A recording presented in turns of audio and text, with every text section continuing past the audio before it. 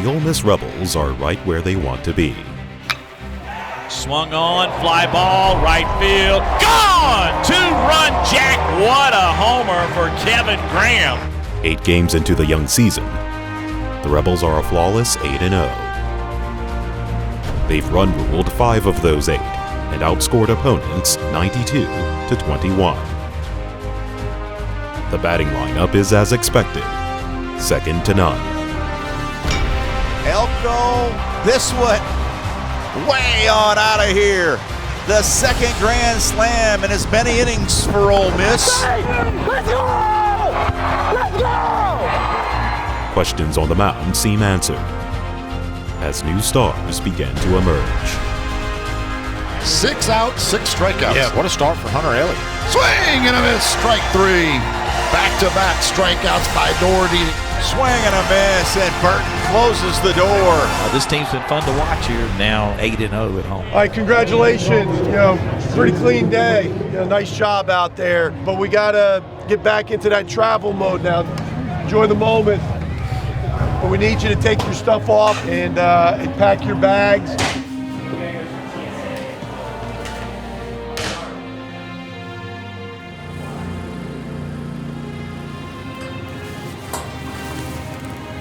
For the first time in this 2022 campaign, the Rebels are hitting the road. The same perfection that is expected on the field must be mirrored off the field. Every detail planned, every jersey packed, just minutes after their midweek win.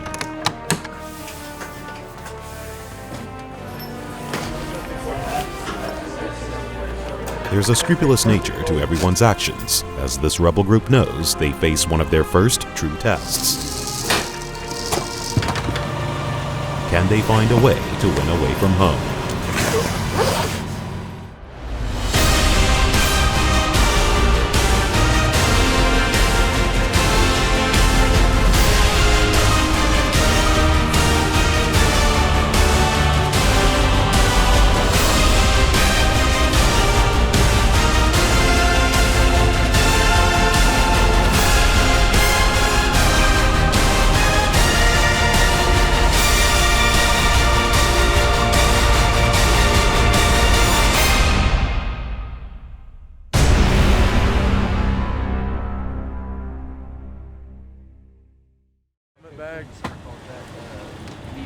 Life on the road presents new challenges, like making sure you brought the right shoes. Except I forgot my hitting shoes.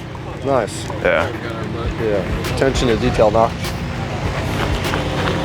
feel like I'm pretty detail oriented. You're not supposed to use your travel shoes to hit. You're only supposed to travel. I am traveling to hit. No, you're not. I guess they're now our hitting and travel shoes. Despite the footwear, senior Knox LaPosser knew there was still work to be done ahead of Game 1 later that night. It's a topspin ball up the middle. It's a single.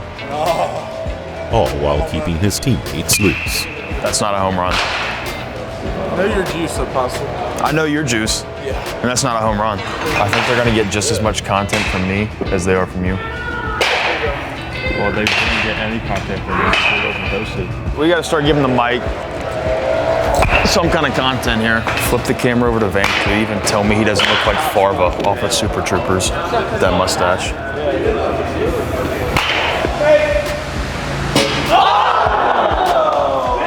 Alderman, pick him! Let's go! I'm not really in the physical warfare. Psychological warfare I'm really good at. And I am in Kemp Alderman's dome, and it is easy. It's Michael Spears petty level to 1,000. Last year I talked about, I saw from the Indiana coach, earmuffs and blinders, right?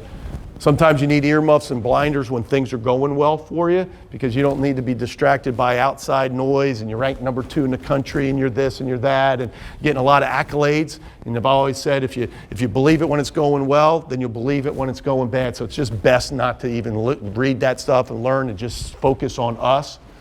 But another thing for the earmuffs and the blinders, right, is when you're on the road, right? Because if you don't have the earmuffs on and you don't have the blinders on and you can see and hear and you're looking up in the stands and you're trying to figure out what's going on, guess what? you're not focused on us, and that's disappointing, right? That doesn't show the toughness or the maturity that we're supposed to be.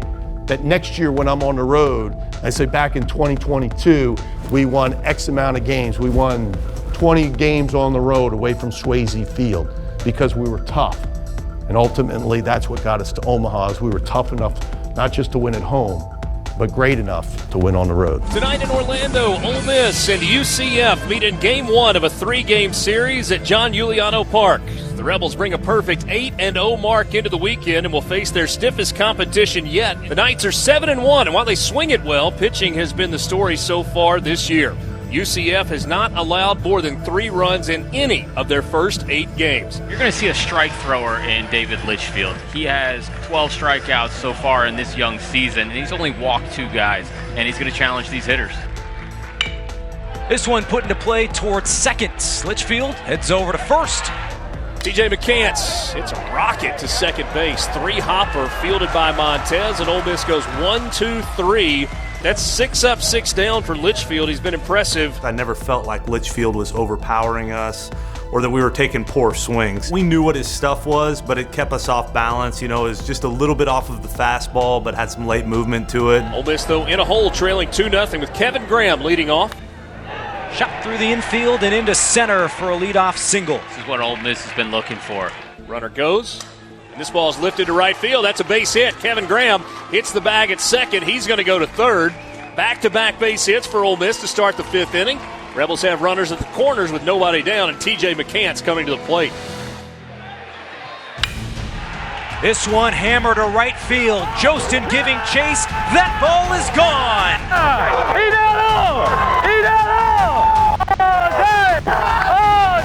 Initially, I was just thinking to myself, is this ball going to get over? Because the wind was blowing straight in, so I was like, I don't know if I'm like that or not. It was a really intense moment for us. We were down 2 runs, and that home run put us up 1. And my family was sitting right above the dugout with the rest of the Ole Miss fans, so it was just a really nice moment for me to experience that and get hyped with the fans.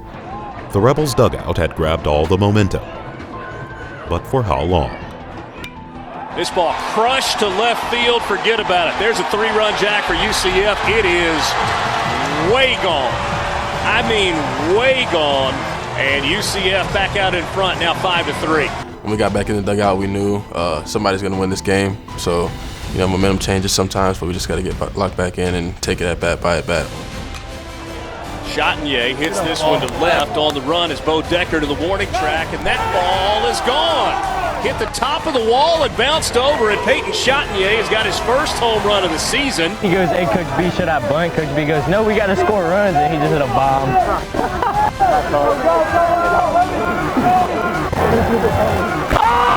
Another one.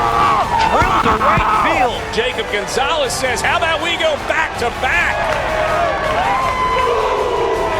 You see the first one go, and you're like, there's no way, not again. Boom. Then all of a sudden, you're like, no way Tim can do it. And this one, crushed. There's no way! There's no way! Oh my God! Oh my God! In a weird way, we all kind of knew Tim was going to hit a home run, though. The energy in baseball is such a momentum game that, like, we just knew it was going to happen. That was unbelievable. No, I've never had that happen. The Knights and Rebels were locked in a heavyweight battle, and the biggest blow came from the most unlikely source. Chatinier kicked off the 6th with his leadoff home run that just cleared the wall and left. And he hammers another one to left field. Ole Miss back on top. I wasn't sure if it was going to be fair or not. It was kind of hooking. It probably would have changed the whole AB for me if that would have gone foul, but I just threw a fastball, and I luckily got a good swing on it. I don't know if it so much finds him or if he wants it. I know he's always got the great attitude, and he's always trying to make the best play. The Red and Blue Backs put together a historic night, scoring all 8 of its runs via the long ball, turning the ball over to the bullpen, facing its first real test since the departure of All-American closer Taylor Broadway. Being behind Broadway and learning from him, I still talk to him to this day. For me to step up in that role, I've learned that it's not always about the ability, but sometimes it's the mindset going into these games and always being ready. 3 balls, no strikes. Brandon Johnson, and he missed with 4 in a row. Bases loaded.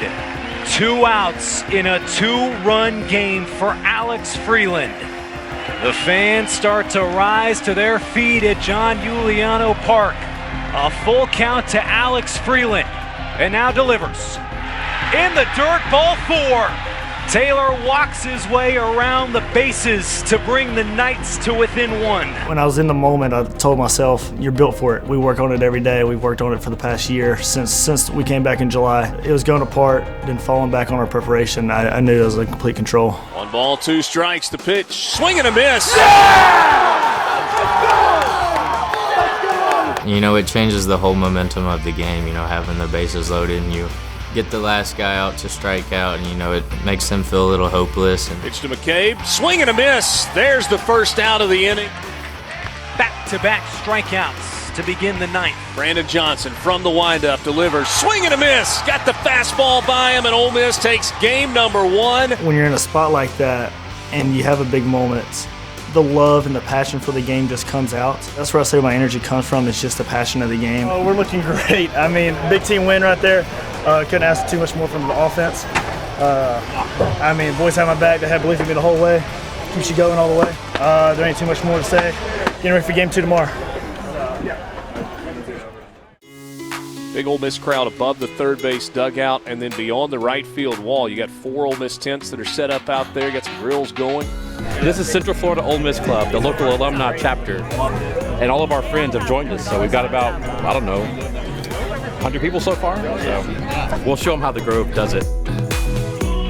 We got an Ole Miss takeover today. Yesterday during BP, we were getting chirped at a little bit. Had some funny games going on, but by the looks of it, I think Ole Miss has the majority here. Big Rebs fans.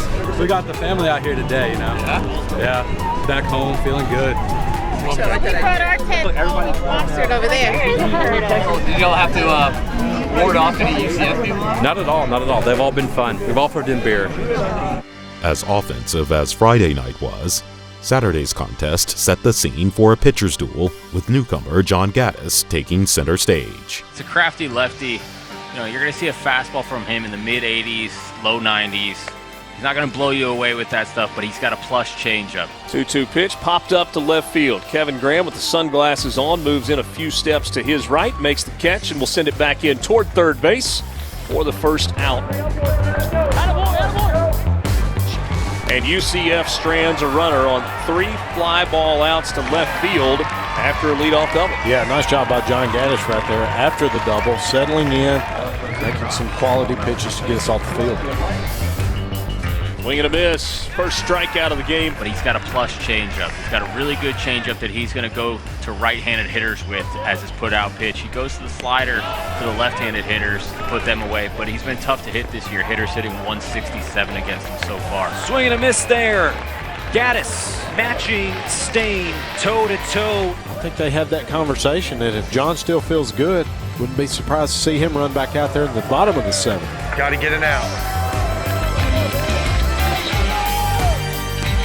If that's it for John Gaddis, and may very well be, what a day.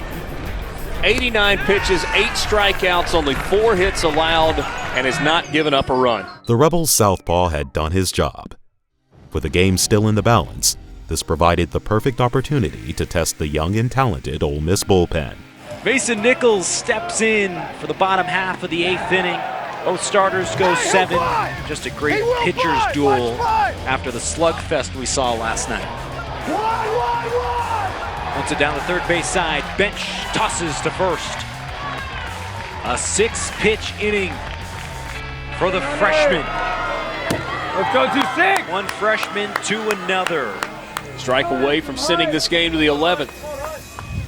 Strike 3 called inside corner, dropped a breaking ball in on him.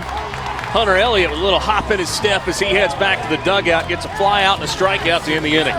Lifted into shallow right field, coming on hard. Leatherwood sliding, makes the catch. He'll throw it towards second. It's a double play, and Ole Miss gets out of the inning on a great play by Leatherwood in right field. He popped up, was able to throw to second in time, and a double play in the bottom of the 11th sends us to the 12th. Elliott trying to avoid the walk. Ball 4. Just the 2nd walk allowed by the Rebels pitching staff tonight. Pena at second, Romano at first, Mitch Morrell on the mound. McCabe squares to bunt. That is a successful sacrifice by Ben McCabe. It's a perfect bunt, risky move with 2 strikes, but it pays off for UCF. On the day, it just took 1 run. This ball hit sharply up the middle, a base hit. UCF walks it off in the bottom of the 12th inning. And that run crossed the plate wearing a Citronauts jersey. Just a couple things before we get into Patterson about yesterday. Obviously, not a great performance for us. And I guess the first thing is that guy was really good. But I still think if you look through the course of his outing, and again, would start by saying he was really good. Dumped the breaking ball in there for a strike, good fastball, kept us off balance, all of that, is if we would have pushed the fastball down and if we were on time to the fastball, we're going to be much better. So I think that, and then the second thing is kind of what I complimented you on Friday night's game of just sticking with it, but I felt like we let the game a little bit spiral on us and just kind of went up there with some auto swing at bats and just let it get away. This guy's going to be similar. It's really, really good stuff. 93, 96, it's a firm fastball that you're going to have to be on time for. If you are indecisive, he's going to beat you with it. He's occasionally going to paint, like the guy did yesterday. He would throw neck-high heater, and then all of a sudden would throw something on, a ball off on the outer black. I think in that regard, this guy is similar to that. Again, get his fastball. That's what he has to have to win. It's got some ride to it. It's firm. But if you can be on time to the fastball, he can't win just throwing those breaking balls. He just can't. And if we get into the pen, we win.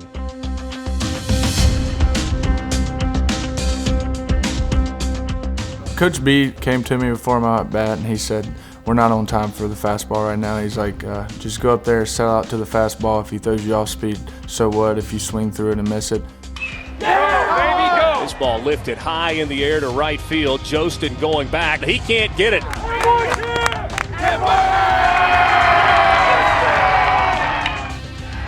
Over the head of Orlando into right. Alderman comes in to score. Back-to-back doubles for Ole Miss. Gets the party started. Kind of set the tone for that Sunday. It was early in the game and it was the first run scored, and it's really good for the team. It's really good for your confidence. It definitely made me feel better at the plate each time. Dunhurst lines this ball to left center field. It's a one-hopper in front of Pena. A 2-hit day for Hayden Dunhurst. Again, 1-3. Yo. Let's go, Burf. Gets a grounder to second, put down. Freeland can't collect it. And both runners are safe. Let's go, Doug. Get us a run, Doug out. So now Justin Bench. He lifts this ball to right field, and that'll be deep enough to get a run home. Sacrifice fly for Justin Bench, 10th RBI of the year, and Ole Miss leads it 3-1.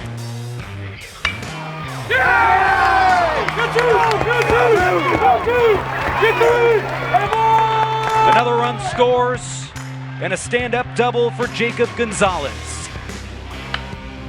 Over to third, and right past Romano. One run is in. Here comes another.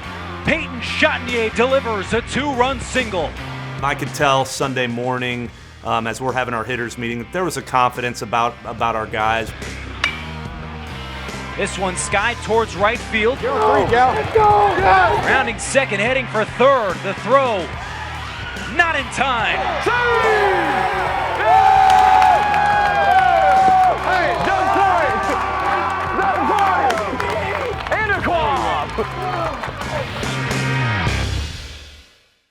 The Rebel Bats were alive and well after their quiet Saturday, while the Ole Miss pitching staff was returning the favor to the night hitters. Getting bases loaded now with 1 out, have an opportunity to drive a ball to the outfield, get a sac fly at the minimum, and tie up this ball game. All right, 2 left-handers, right here. We're gonna go slider away, first pitch, signal set. You go with that? All right. Ground ball back to you, go home. Bases loaded right here, 1 out, get double play right here. I love that situation, whether it's pitching or it's ping pong in the team locker room, whatever it is. I love the I love the pressure and I love the competition. Bottom of the third inning, bases loaded with 1 out. This ball hit sharply to second. Chatagnier goes to Gonzalez at short for 1, to first for the double play, and Jackson Kimbrell did exactly what Ole Miss needed. He coaxed a hard-hit ground ball and a double play. Those are like home runs. You know, that people talk about defense wins championships, but, you know, the true teams realize that, you know, in those moments, that's when you win. Playing a series in the Sunshine State gave Florida native Dylan DeLucia extra motivation on the mound. Dude, how about the job Dylan DeLucia has done since entering? Strike 3 called. Pena goes away looking. He did not like it. Going into that spot, having like my family there and everything, just kind of made me like come back to like who I actually was as a pitcher. You could tell that this meant a lot to him, to be in his home state against a Florida school, and you could see that, you know, the emotion, you know, the adrenaline running through his body was at a different level. But those 4 innings, you know, that Dylan pitched were as dominant as we've had all year. Good boy. Let's go. Great job. Great job. It was the glove. The Rebels aced their first big test of the year and returned to Oxford ready to face the SEC gauntlet that awaits. At least you guys are striking out a lot, so his pitch count keeps going up. Crew. Thanks, Wash.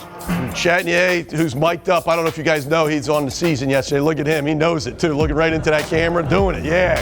Get me, Scott, get me, yeah. Quick fun fact, I call my dad Daddy. Say let it grow.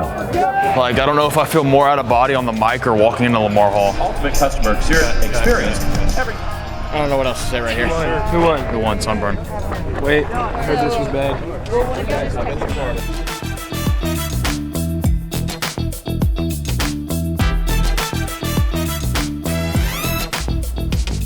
We can restart that. I'm just kind of mentally, you know, not the smartest. Heads up there, Merrick. Is it the last thing you thought you'd see on the season today?